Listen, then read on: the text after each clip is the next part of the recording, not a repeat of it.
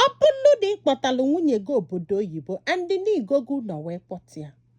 ọ wee bịa wee na-achọdebe so ụzọ ọ ga-esi wee chụpụ gị n'ụlọ nalụ gị ụmụaka nakwalụ gị ụlọ afọ i wee mesie chukwu wee gbalụ gị ọgụ na jee kọtụ wee kpegbuo hapụlụ gị ụmụaka n'ụlọ maka na nwaanyị a na-akụ gị duga o wee mesizie wee chigete ka ọ gasị terapi wee chigete wee na-ayọ gị si gị biko nie echegheligo nie echenjigo nie ama mmezi gị na-atị aka gị na ya na-abọbikwelu ịghọta na maka na ụmụaka na-agbabuli ọsọ dị ụtọ na ọ na-egolo ha gift weli gift na-edisive ha ahịara na fachọziri mama ha kịta ị ga-ekwe ka ngwa na eziokwu nwaanyị ọbụla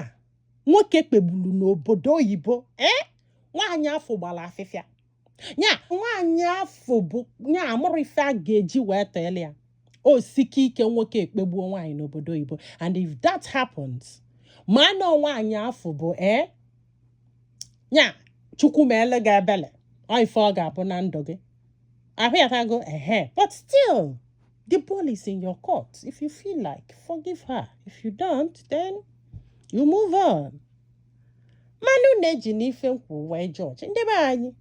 daalụ nọ ka ọ dị n'ụbọchị ọzọ.